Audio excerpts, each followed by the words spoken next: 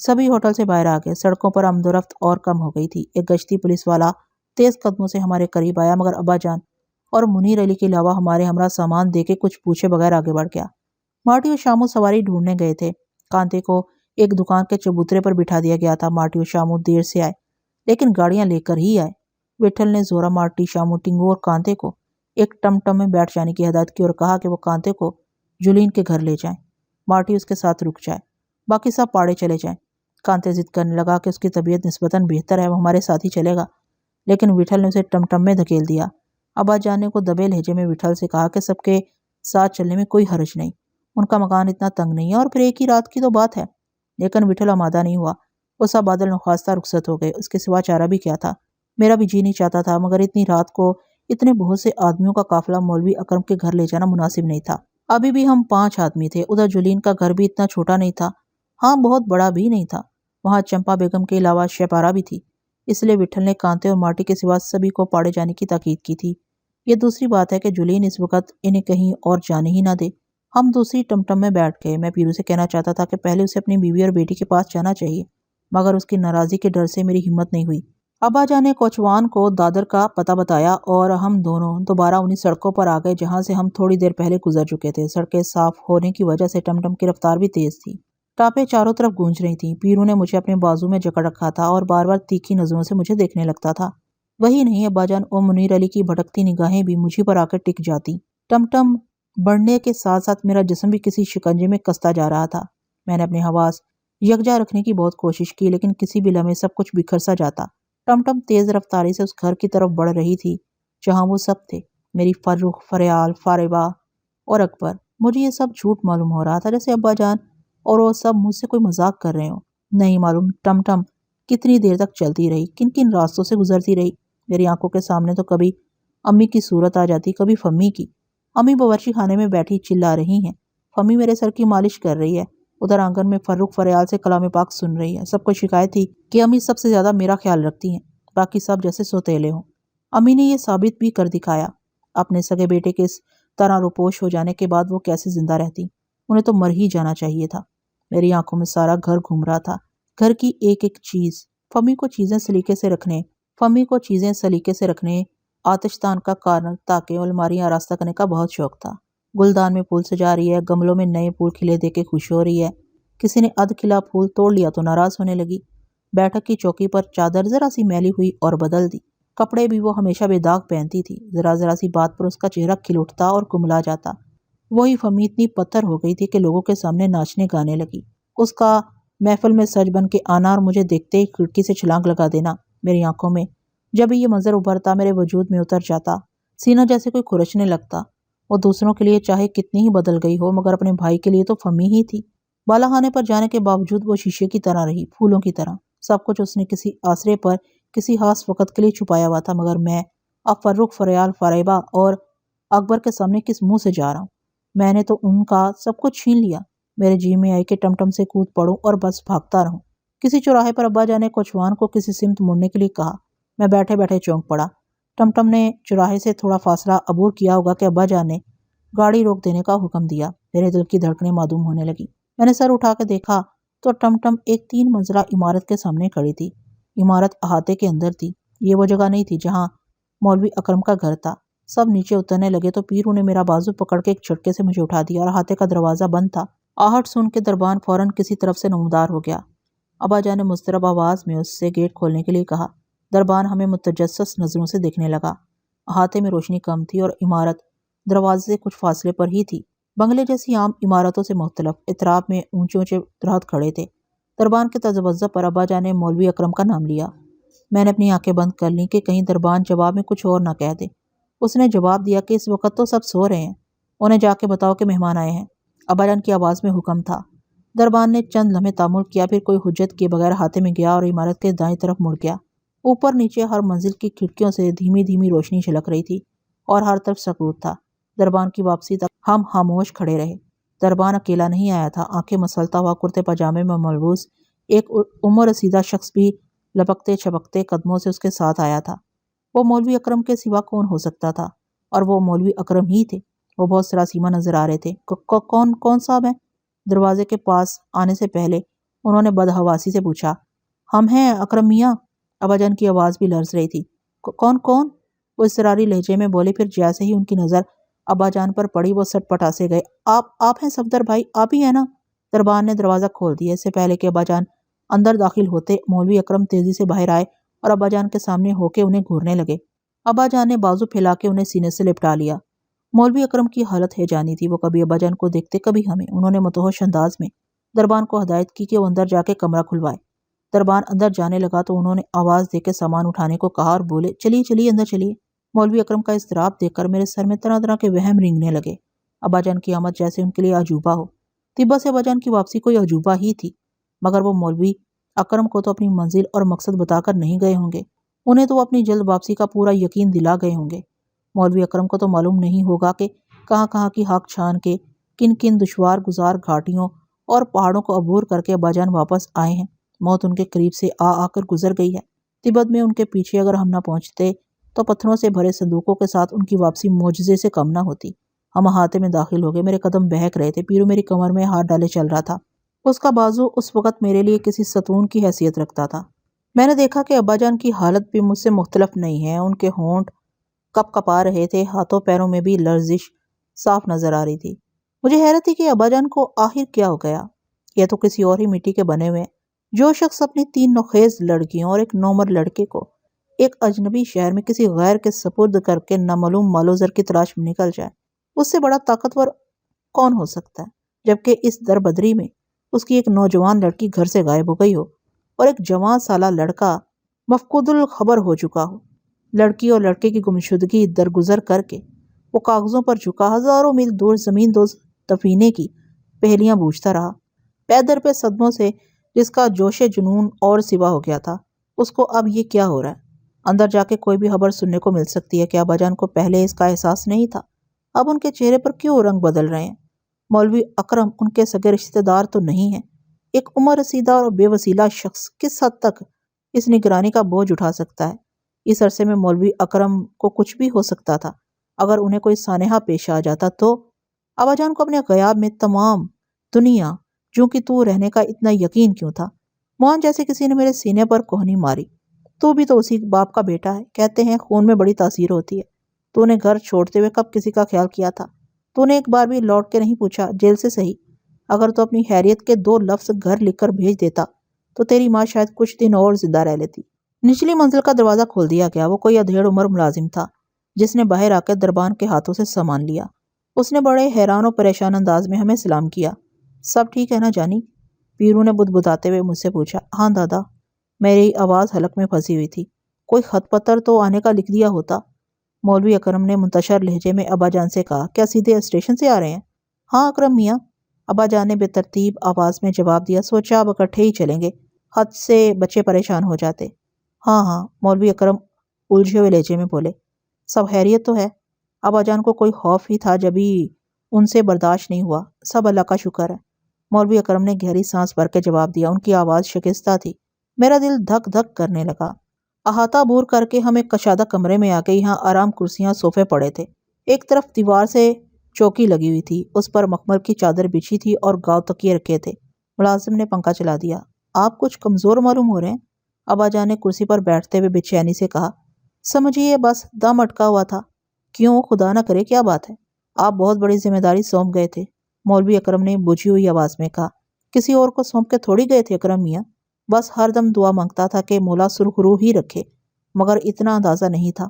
ہاں اکرم میاں، ابا جان نے تھکے تھکے لہجے میں کہا، ہم بہت مجبور تھے۔ بہرحال بچے کیسے ہیں، کہاں ہیں وہ؟ میری سانس رک گئی۔ مولوی اکرم نے شکوہ کناں انداز میں جواب دیا کہ سو رہے ہیں۔ مجھے ایسا لگا جیسے میرے سارے جسم میں روشنی بھر گئی ہو۔ انہیں اطلاع کر دیجیے، ابا جان نے مچلتی آواز میں کہا۔ آپ خود اندر چلے جائیے، دیکھ کے حیران رہ جائیں گے۔ ابا جان نے ایسے ہاتھ اٹھایا جیسے کہہ رہے ہوں کہ انہیں یہیں بلا لیجیے۔ یہاں؟ مولوی اکرم نے شش و پنج سے کہا، پھر ہم سب کو دیکھتے ہوئے کسمساتے لہجے میں بولے، معاف کیجیے گا، آپ صاحبان سے تو سلام دعا ہوئی ہی نہیں۔ سب اپنے ہی ہیں اکرم میاں، سب اپنے ہیں۔ ابا جان نے جلدی سے کہا، آپ کو ان سے مل کے واقعی مسرت ہوگی۔ بے شک بے شک، مولوی اکرم نے تذبذب سے کہا۔ وہ ہم سے معذرت کرنا چاہتے تھے، مگر اسی وقت دروازے کی طرف بھاگتی چاپیں اور لپکتی سرگوشیاں سنائی دیں۔ ایک لہجے کے لیے میرا جسم جھنجھنا اٹھا، پھر دروازے کا پردہ ہٹا، ایک لڑکا بےتابانہ اندر داخل ہوا، وہ اکبر تھا۔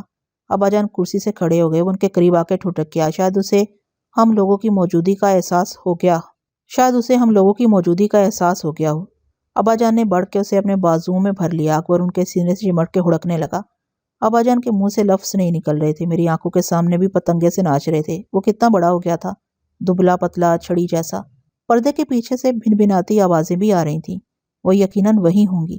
آ جاؤ، سب اندر آ جاؤ، یہاں کوئی غیر نہیں ہے، ابا جان نے ہذیانی انداز میں کہا۔ دیکھو دیکھو دیکھو تو کون کون آیا ہے، آ جاؤ بیٹیا، اندر ہی آ جاؤ۔ مولوی اکرم نے اٹھ کر پردہ کھینچ لیا، مجھ پر بس بجلی ہی گرنا رہ گئی۔ وہ تینوں سامنے کھڑی تھی۔ چند لمحوں تک تو نہ میں کچھ دیکھ سکا نہ سن سکا، میرا دل اتنی زور سے دھڑکا کہ میں اچھل پڑا۔ پھر جب آنکھیں اور کان کچھ دیکھنے اور سننے کے قابل ہوئے تو میں نے دیکھا کہ وہ ابا جان کے سینے میں سمائی ہوئی ہیں اور بری طرح سسکیاں بھر رہی ہیں۔ ابا جان نے انہیں آغوش میں چھپا لیا۔ پیرو مجھے جکڑے ہوئے تھا۔ دیکھا جانی، دیکھا؟ اس کی دھڑکتی آواز میرے کانوں میں سنسنا رہی تھی۔ اپن کیا بولتا تھا؟ میں نے وحشت زدہ نظروں سے اس کی طرف دیکھا۔ اس کی آنکھیں ڈبڈبائی ہوئی تھی اور ہونٹ تھرتھرا رہے تھے۔ مولوی اکرم نے ابا جان کی کمر پہ ہاتھ رکھ کے انہیں چوکی پر بٹھا دیا۔ وہ تینوں بھی ابا جان کے پہلو میں سمٹ گئیں۔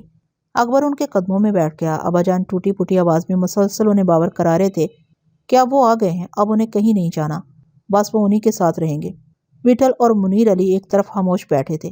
ابا جان کو کچھ دیر کے لیے ہم میں سے کسی کا خیال نہیں آیا۔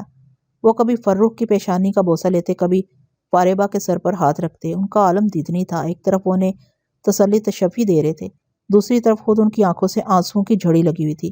یک لخت انہیں کچھ خیال آیا، انہوں نے ہڑبڑا کے میری جانب دیکھا۔ وہ کچھ کہنا چاہتے تھے مگر پیرو نے ہاتھ کے اشارے سے انہیں روک دیا۔ ابا جان کے ہونٹ پھڑپھڑا کے رہ گئے۔ فرخ اور فریال سر جھکائے بیٹھی تھی، لیکن مجھ پر بار بار ان کی نظریں اٹھ رہی تھیں۔ پھر فرخ سر جھکائے نہ بیٹھی رہ سکی، اس کی بڑی بڑی آنکھیں اور پھیل گئیں، پھٹی ہوئی دہشت زدہ آنکھیں۔ وہ بت سی بن گئی۔ میرا سینہ امڑ رہا تھا۔ پیرو نے مجھے روکے رکھا، ویسے بھی میرے ہاتھ پاؤں سے جان کھینچی جا رہی تھی۔ موان فرخ بے اختیار کھڑی ہوئی، مجھ سے بھی رہا نہ جا سکا۔ مجھے کچھ نہیں معلوم کہ کیا ہوا۔ دوسرے ہی لمحے وہ مجھ میں پیوست تھی اور میرا سارا جسم پگھل رہا تھا، میری آنکھوں سے آگ سی برس رہی تھی۔ کمرے میں دن کی روشنی پھیلی ہوئی تھی۔ مجھے ایسا لگا جیسے کوئی طویل خواب دیکھتے دیکھتے میری آنکھ کھل گئی ہو۔ مولوی اکرم سرہانے کھڑے میرے سر پر ہاتھ پھیر رہے تھے۔ میں ایک جھٹکے سے اٹھ بیٹھا۔ حکلاتی زبان سے میں نے انہیں سلام کیا۔ جیتے رہو، وہ مسکرائے۔ سوچا اب تمہیں اٹھا ہی دیا جائے، اتنی دیر سو لیے ہو، تھوڑی بہت کسل تو دور ہو گئی ہوگی۔ کیسی نیند آئی؟ مجھے تو ہوش ہی نہیں رہا۔ ہوش کیسے رہتا، برسوں کی نیند تھی۔ کیا وقت ہوا ہے؟ 1 بج رہا ہے۔ 1 بج رہا ہے؟ میں نے تعجب سے کہا۔ باقی لوگ کہاں ہیں؟ سب بیٹھک میں تمہارا انتظار کر رہے ہیں۔ میرا انتظار؟ کھانے کا وقت ہو رہا ہے میاں، اسی وجہ سے تو میں نے تمہیں بے آرام کیا۔ نہیں نہیں، بے آرامی کیسی؟ میں بستر سے اٹھ کے کھڑا ہو گیا۔ میں ابھی آتا ہوں۔ کہنے لگے، اطمینان سے آؤ، ایسی جلدی بھی نہیں ہے، نہا دھو کے اچھی طرح تیار ہو کے آؤ۔ صابن تولیہ غسلانے میں موجود ہے اور کپڑے تمہارے وہاں میز پر رکھے ہیں۔ میرے کپڑے؟ صبح ہی انہوں نے بکسا کھول لیا تھا، انہوں نے ہی یہاں رکھے ہیں۔ بمشکل 1-2 گھنٹے بستر پر کمر ٹکائی ہوگی۔ مجھے تو اس میں بھی شک ہے۔ کہاں ہے وہ؟ کہاں ہوتی تتلی کی طرح گھر میں تھرک رہی ہیں۔ آج تو ان کے پیر ہی زمین پر نہیں ٹک رہے۔ سارے گھر کا نقشہ بدل دیا ہے، بار بار آ کے یہاں پہ تمہیں دیکھ جاتی تھی۔ سب کو سختی سے تاکید کی تھی کہ ذرا بھی شور نہ ہو، بھائی کی آنکھ کھل جائے گی۔ اللہ اللہ، پہلی بار آج میں نے ان کے چہروں پر یہ شادابی دیکھی ہے۔ ہنسنا تو وہ بھول ہی گئی تھی، کیا بتاؤں کیسے کیسے جتن کرتا تھا، کیا کیا نہ سمجھاتا تھا، لیکن بس 1-2 دن اثر ہوتا تھا، پھر وہی حالت۔ میں نے ان کا شکریہ ادا کرنا چاہا لیکن خاموش رہا۔ مجھے اب سکون سے موت آ سکے گی۔ آپ کیسی باتیں کر رہے ہیں؟ ہاں میاں، سچ جانو، سر پر پہاڑ کا سا بوجھ تھا۔ بمبئی جیسا شہر، لڑکیوں بالیوں کا ساتھ، آدمی یہاں کم بستے ہیں، درندے اور وحشی زیادہ۔ لڑکی کا جوان ہونا عذاب ہے، خدا ہی بہتر جانتا ہے میں نے کیا کیا منتیں مانی تھی صفدر بھائی کی بات سلامت واپسی کے لیے۔ سمجھو کہ مجھے سب کچھ مل گیا، خدا نے میری لاج رکھ لی۔ اس کا اس سے بڑا کرم کیا ہو سکتا ہے کہ اس نے نہ صرف صفدر بھائی کو بخیر و عافیت اپنے گھر بھیج دیا بلکہ تمہیں بھی ان سے ملوا دیا۔ سب اس کی کریمی ہے، اور ان سے بھی بس یہی کہتا تھا کہ اپنے اللہ سے لو لگائے رکھو، اس کے ہاں دیر ہے اندھیر نہیں۔ مولوی اکرم کی آواز بھرا گئی، پھر وہ چونک کے بولے، میں بھی یہ کیا بے وقت کا دکھڑا لے بیٹھا، تم تیار ہو جاؤ، تمہارے آنے کے بعد کھانا لگے گا۔ آج تو وہ ورچی خانے کے بھاگ جاگ گئے ہیں، صبح سے گسی طرح طرح کے پکوان بنا رہی ہیں، غریبوں میں مٹھائی بھی بھیجی ہے، جانے کیا کیا اکھاڑ پچھاڑ کر رہی ہیں، کسی کو قرار نہیں ہے۔ ان کی بہن ریحانہ بھی ان کے ساتھ جتی ہوئی ہے، سب جیسے پاگل ہو گئی ہیں۔ مولوی اکرم کے جاتے ہی میں نے غسل خانے کا رخ کیا۔ میرا ارادہ منہ ہاتھ دھو کے کپڑے پہن لینے کا تھا، لیکن سفر کی دھول سر میں اٹی ہوئی تھی۔ میں نے جلدی جلدی غسل کیا اور کپڑے بدل کے بیٹھک میں آ گیا۔ بیٹھک کی ترتیب ہی بدلی ہوئی تھی، کرسیاں صوفے ایک طرف کر دیے گئے تھے اور سارے فرش پر چاندنی بچھی تھی۔ गाँव तकिए लगे थे, दरमियान में बड़ा सा पेचवान भी रखा था। बिठल गाँव तकिए से कमर टिकाए हुक्के के कश लगा रहा था। अकबर उसके पहलू में दुबका बैठा था। मुनीर अली नहीं थे, पीरू था। उसे वहां देख के मुझे हैरत हुई। वो अभी तक अपने घर नहीं गया था। कमरे में मेरे कदम रखते ही उसने उठ के मुझे गले लगा लिया और गुदगुदाने कहकहे लगाने लगा। उसने अब्बाजान का ख्याल भी नहीं किया। मेरे आने की देर थी, वो तीनों भी चली आईं। सब नए कपड़े पहने हुए थी, सितारे टिके, दुपट्टे, लंबा कुर्ता, छोटी मोहरी का पजामा। सुबह कोई 4 बजे मौलवी अकरम ने मुझे उनके पास से उठा दिया था। ना उनका जी मुझसे अलग होने को चाहता था, ना मेरा। रात भर वो तीनों मेरे जिस्मों जाका जुस बनी बैठी रही। फारेबा और अकबर मेरे शानों को तकिया बनाए हुए थे। उनका बस नहीं चलता था कि मुझ में समा जाए। किसी ने मुझे कुछ नहीं पूछा, कोई शिकवा, कोई सवाल नहीं किया। ना ये पूछा कि मैं इतने दिनों तक कहाँ मारा मारा फिरता रहा, मैं कौन सी खो में छुप गया था। पूछती तो मैं बता भी क्या पाता। क्या ये बताता कि कत्ल के इल्जाम में पूरे 7 साल तो मैंने जेल में बसर किए हैं। उन्हें मेरी नाराजगी का खौफ होगा, जब भी उन्होंने जुबान नहीं खोली। मुबादा मैं फिर रूठ के चला जाऊं। एक बार आदमी का एतबार उठ जाए तो ऐसा ही होता है। देर तक वो एक टुक मुझे देखा की, रह रह कर उनके आंसू छलक पड़ते थे। मैंने भी उन्हें खूब रोने दिया। उन्होंने भी मुझे नहीं रोका। वो मेरे हाथ चूमती और आंखों से लगाती थी। बार बार मुझे छू के देखती थी, जैसे ये कोई और तो नहीं है, ये मैं ही हूं ना। वो कदो कामत हालो खत में बहुत बदल गई थी, लेकिन वही उनका लम्स था, वही सांसें, वही खुशबू जो मेरी नस नस में बसी हुई थी। मुझे ऐसा लग रहा था कि मेरे बहुत से हाथ, बहुत से पैर हो गए हैं, मेरे बहुत से जिस्म हो गए हैं और जैसे वक्त सुखड़ गया है। मैं अपने घर में बैठा हूँ। अम्मी कहीं गई हुई हैं। फम्मी की आवाज़ अब आती होगी। और फर्रुख बिल्कुल फम्मी की शक्ल पर गई थी। वही आंखें, वही रंगो रूप, लंबे लंबे बाल, घनी घनी पलकें। उसकी और फरियाल की उम्रों में वैसे भी इतना फर्क नहीं था। दोनों इतनी बड़ी हो गई थी कि उन्हें देखते देखते गुमान होने लगता था कि मुझे धोखा तो नहीं हो रहा। फारेबा की भी यही हाल था। वो अकबर की तरह दुबली पतली छरेरी सी थी। देखने में वो भी उनसे कुछ ही छोटी मालूम होती थी। मैंने उनसे फम्मी के मुतालिक एक लफ्ज़ भी नहीं पूछा, ना उन्होंने कोई तस्करा किया। वो समझ रही होंगी कि मुझे अब्बा जान ने सब कुछ बता दिया होगा। उन्होंने जहांगीर का भी कोई जिक्र नहीं किया। मैंने भी उन्हें नहीं बताया कि जहांगीर मुझे कब का मिल चुका है और फैज़ाबाद में अपने ही घर में, वो भी कोई दूसरा घर नहीं है। अब्बा जान को उनसे बात करने का वक्त नहीं मिला था। वह जहांगीर की बाजियाबी की नवीद उन्हें कैसे सुनाते, या वो ये सोच के खामोश रहे होंगे कि एकदम इतनी मुसरतें पाके तो वो मौलवी अकरम के बकौल बिल्कुल पागल हो जाएंगे। आदमी खुशियां भी एक हद तक ही बर्दाश्त कर सकता है। इसे तो अपन अपने साथ ले जाएंगे बाबा। पीरू ने फारेबा की गर्दन में अपने बाजू की गिरा डालते हुए अब्बाजान से कहा। सभी को ले जाओ भाई, सब तुम्हारे हैं। अब्बाजान शगुफ्तगी से बोले। ऐसा अभी बोले तो अपन सभी को ले जाएगा कसम से। पीरू ने उमड़ती आवाज में कहा। अपन तो बहुत मालदार हो जाएगा। ऐसा प्यारा प्यारा बेटी, एकदम फूल का माफिक। वो फारेबा से मुखातिब होकर बोला। क्यों चलेगा ना अपन के साथ। फारेबा तोहरी हो गई। पीरू ने से पहलू में समेट लिया। अपन अभी पहले इसको ले जाएगा और गीता से बोलेगा दूध दही मक्खन का खूब मारा मारी करे। गीता भी कभी इस जैसा छड़ी माफक था, कुछ खाता पीता एकदम नहीं था। एक दिन अपन डंडा लेकर बैठ गया और सामने दूध का गिलास रखा। फारिबा खिलखिला पड़ी। वो सभी पीरू और बिठल से ऐसी खुली मिली नजर आ रही थी जैसे बरसों की शनासाई हो, जैसे पीरू और बिठल भी बहुत दिनों बाद उनसे मिले हों। अकबर तो जहांगीर की तरह मुस्तकिल बिठल के पास बैठा था, उससे चिमटा हुआ। जितनी देर में मुनीर अली अंदर आए, उन्होंने दस्तरखान पर खाना चुन दिया था, बल्कि सजा दिया था। मौलवी अकरम ने कोई मुबालगा नहीं किया था। यहाँ से वहां तक रकाबियों और डोंगों की कितार लगी थी और सारे कमरे में तरह तरह की खुशबुएं फैल गई थी। जब मैं घर से चला था तो फर्रुख इतनी बड़ी नहीं थी। बावर्ची खाने में बस प्राय नाम अम्मी का हाथ बटा सकती थी। मेरे आने के बाद ही अम्मी और फम्मी ने उसे सब कुछ सिखाया होगा। उसके हाथ के खानों में सारी लज्जत अम्मी के खानों जैसी थी। वो तीनों और मौलवी अकरम की बेटी रेहाना मेरे दाएं बाएं और आमने सामने बैठी थी। खाने के बाद फर्रुख ने मेरे आगे मीठे चावलों की काब रख दी। मेरी आंखें उमड़ आईं। मैंने आंसू रोक लिए थे, मगर आंखें जो छुपाती हैं वो चेहरा उइयां कर देता है। फर्रुख कनखियों से मेरी सूरत देखती रही कि देखें मुझे कुछ याद भी है या नहीं। मेरे चेहरे पर कुछ उससे नजर ही आ गया। वो पगली जब्त ना कर सकी, सिसकियां भरने लगी। सभी के हाथ रुक गए। पीरू ने उसे समझाया। इधर विठल ने अपने पास बुला लिया। चावल मेरे हलक से उतर नहीं रहे थे, मगर फर्रुख के ख्याल से मैं खाता रहा। शाम को कहीं मुझे मालूम हो सका कि तिब्बत जाने से पहले 3 मंजिला मकान अब्बा जान ने फर्रुख, फरियाल, फारेबा और अकबर के नाम से बाकायदा खरीदा था और ऊपर की 2 मंजिलें किराए पर उठा दी थी, ताकि अगर वो लौट ना सके तो मकान के किराए से मौलवी अकरम उन चारों का खर्च चलाते रहें। मौलवी अकरम को उन्होंने अलग से एक खासी बड़ी रकम दी थी और तय कर दिया था कि 3 साल तक उनकी वापसी न हो सके तो मौलवी अकरम को मुनासिब जगहों पर लड़कियों के रिश्ते कर देने का इख्तियार है। दस्तावेज की रूह से अकबर के अपने पांव पर खड़े होने तक मौलवी अकरम हर मामले के मुख्तार थे। अलबत्ता मकान फरोख्त करने या अपने नाम मुंतकिल कराने का इख्तियार उन्हें नहीं था। یہ ایک کشادہ مکان تھا۔ باہر چاروں طرف باغیچہ تھا، 4 دیواری تھی۔ اندر بیٹھک اور مہمانوں کے لیے الگ کمرے کے علاوہ کئی اور کمرے تھے۔ ہر کمرے سے غسل خانہ ملحق تھا۔ اوپر کی دونوں منزلوں سے 650 روپے کا حتیر کرایہ آتا تھا۔ کرائے ہی سے مکان کی وسعت اور حیثیت کا اندازہ ہوتا تھا۔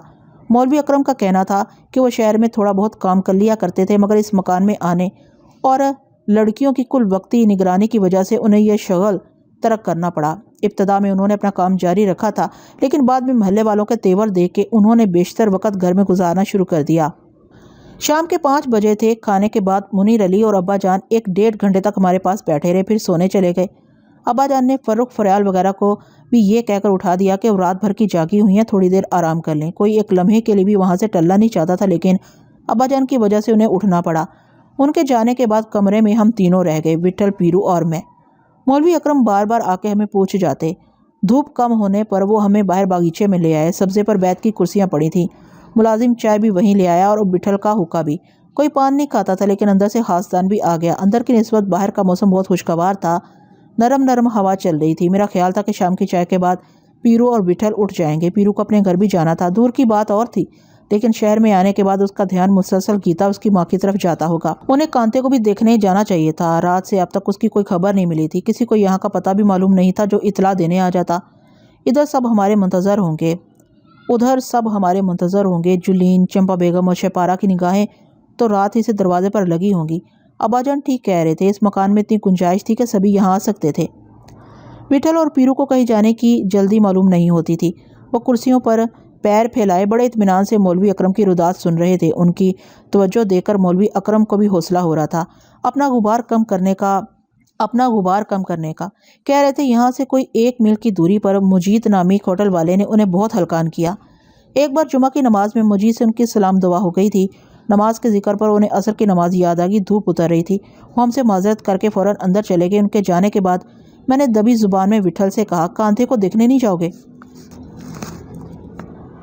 چلیں گے رے، وہ کسمساتے ہوئے بولا، جانے اس کا کیا حال ہو، سور کا کھال سے بنا ہے۔ پیرو نے بے پرواہی سے کہا، ابھی ایسا نہیں مرنے کا، رات اس کی طبیعت بہت خراب تھی، سارے راستے بھونتا رہا ہے، ادھر ٹھنڈی جگہ پر چلا گیا ہے۔ پھر بھی ہمیں جانا چاہیے، دادا اب بھی اپنے گھر نہیں گئے۔ 1-2 دن سے کیا پل پڑے گا رے، ادھر بھی اپن گھر میں ہے راجا، پیرو نے کشادہ آواز میں کہا۔ اس کے بعد کہنے کو کیا رہ جاتا تھا، میں چپ ہو گیا، مگر میں نے طے کر لیا کہ اگر وہ نہیں جائیں گے تو رات کو میں خود نکل جاؤں گا۔ مولوی اکرم اندر سے جلد ہی آگے، وہ آ کے خاموش بیٹھ گئے تھے۔ پیرو نے متجسس لہجے میں ان سے پوچھا، ابھی آپ ہوٹل والا مجید کے بارے میں کچھ بول رہا تھا؟ مولوی اکرم کے چہرے پر گھٹاسی چھا گئی۔ کیا بتاؤں بھائی، کیا نہ بتاؤں، وہ گھٹی ہوئی آواز میں بولے۔ مجھے مردم شناسی کبھی نہیں آئی، لیکن زندگی میں نگاہ نے ایسا دھوکہ بھی کبھی نہیں کھایا تھا۔ میں نے آپ کو بتایا نا کہ اس اللہ کے بندے سے مسجد میں ملاقات ہوئی تھی، مسجد کے ایک حصے کی مرمت کا مسئلہ تھا۔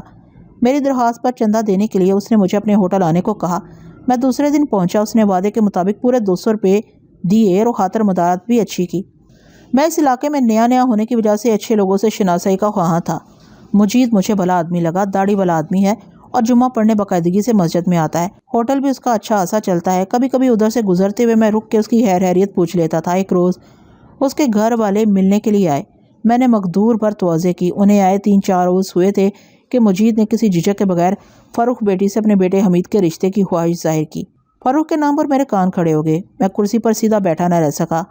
مولوی اکرم نے ارزدگی سے بتایا کہ انہیں مجید کی اس جرأت پر تعجب ہوا تھا، لیکن یہ کوئی ایسی انہونی بات نہیں تھی۔ جہاں لڑکیاں ہوتی ہیں وہاں اس قسم کے معاملات چلتے ہی رہتے ہیں۔ خیر، مولوی اکرم نے معذرت کی اور وہی کچھ کہا جو ایسے موقعوں پر شریفوں کا دستور ہے۔ انہوں نے آس پاس کسی کو نہیں بتایا تھا کہ فرخ فریال سے ان کا کوئی خونی رشتہ نہیں ہے۔ مجید کو ان کے انکار پر اپنی سبکی محسوس ہوئی، تاہم اس نے دوبارہ درخواست کی، پھر اصرار کرنے لگا۔ مولوی اکرم طرح طرح کے عذر کرتے رہے۔ وہ جتنی عاجزی اور پہلو تہی کرتے، مجید کی پیروی اتنی ہی بڑھتی جاتی، یہاں تک کہ وہ تلخ و تند لہجے پر اتر آیا۔ مولوی اکرم نے اس کی طرف جانا کم کر دیا۔ مجید نے بعض اجنبی لوگوں کو ان کے پاس بھیجنا شروع کر دیا۔ اس عرصے میں مولوی اکرم نے لڑکی کی بابت بہت کچھ معلوم کر لیا تھا کہ اس کا تعلق کن کن لوگوں سے اور مشاغل کیا کیا ہیں۔ ان کے کہنے کے مطابق مالی آسودگی ہی سب کچھ نہیں ہوتی، بعض حالتوں میں تو ٹاٹ میں ٹاٹکا اور مخمل میں مخمل کا پیوند بھی نہیں جچتا۔ مجید کے گھر والوں سے مل کے وہ تھوڑا بہت اندازہ لگا چکے تھے کہ فرخ کی وہاں کتنی گنجائش ہے۔ گنجائش ہوتی بھی تو انہیں ایک معین مدت تک ابا جان کی واپسی کا انتظار کرنا تھا۔ مجید کی تندی و برہمی میں اس کا لڑکا بھی شامل ہو گیا۔ दो एक मरतबा फर्रुख फरियाल बाहर निकली तो उसने उनका पीछा किया और उन पर आवाज़ें कसे। मौलवी अकरम की मौजूदगी के बायस वो दीदा दिलेरी से बाज नहीं आया। उधर मजीद ने ये मशहूर कर दिया कि उसने मस्जिद के लिए मौलवी अकरम को 1000 रुपये का चंदा दिया था, मगर उसके नाम से सिर्फ 200 रुपये दर्ज किए गए हैं। उसकी बात का किसी को यकीन नहीं आया, लेकिन मौलवी अकरम को मस्जिद के हर शख्स के सामने वजाहत करना पड़ी। ये उनके लिए बहुत शर्मनाक बात थी। उनकी समझ में कुछ ना आया तो उन्होंने मस्जिद के चंद बरगजीदा लोगों से मशवरा किया। मजीद के बारे में उन लोगों की ज़ुबानी जो कुछ मालूम हुआ वो मौलवी अकरम के लिए और हैरान और परेशान कुन था। उन्हें मालूम हुआ कि मजीद इस इलाके का नामी ग्रामी आदमी है और उसका होटल बदकुमाशों का गढ़ है। वो लोग जेब में हर वक्त हथियार रखते हैं और सारे इलाके में दनदनाते फिरते हैं। जिससे नाराज़ हो जाएं उसका जीना हराम कर दे। थाने, कचहरी, जेल, इन्हें किसी चीज़ से खौफ नहीं आता। मस्जिद के बरगजीदा लोगों ने मौलवी अकरम को बताया कि इसी वजह से वो मजीद से दूर दूर रहते हैं। मालूम हुआ कि मजीद 2-3 साल से अपने बेटे की शादी के लिए दौड़ धूप कर रहा है।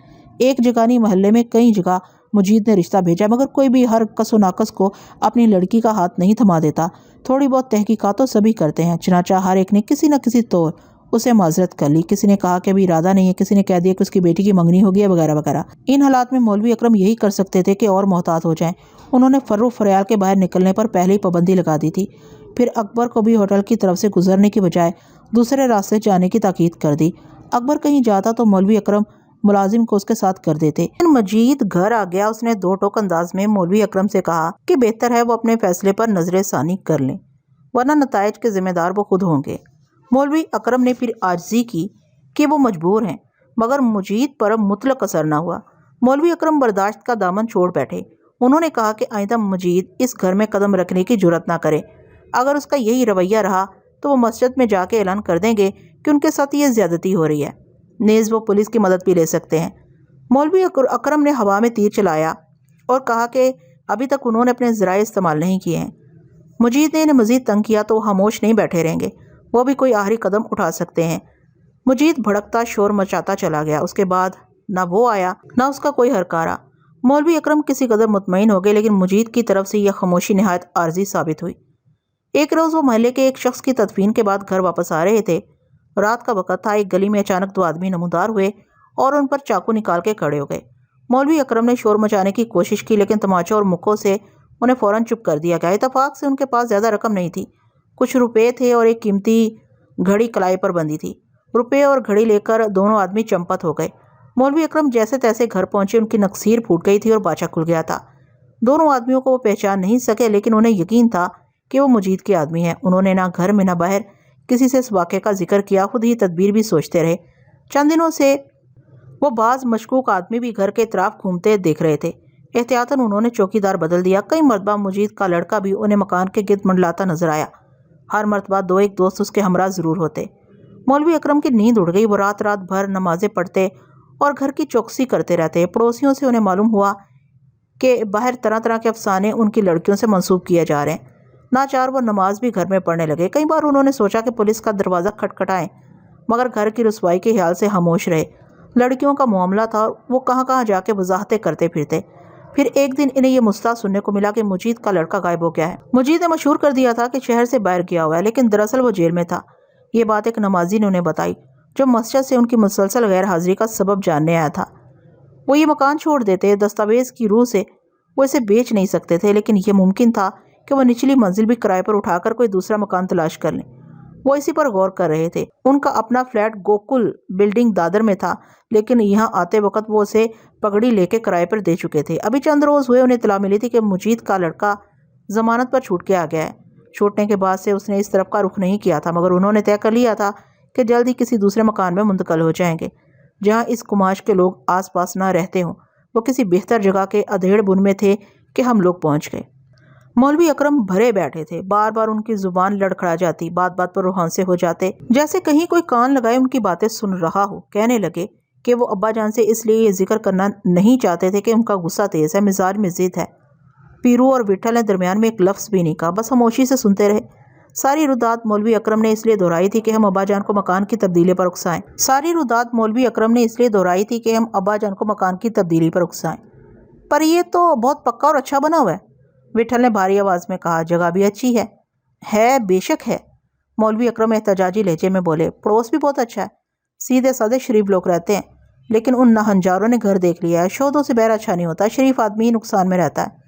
مولوی اکرم کو احساس نہیں تھا کہ وہ یہ بات کن لوگوں سے کہہ رہے ہیں۔ وہ بہت سہمے ہوئے انداز میں بتا رہے تھے، آپ کو نہیں معلوم وہ سب چاقو رکھتے ہیں، منہ زوری ہاتھا پائی خون خرابہ ان کی خصلت ہے۔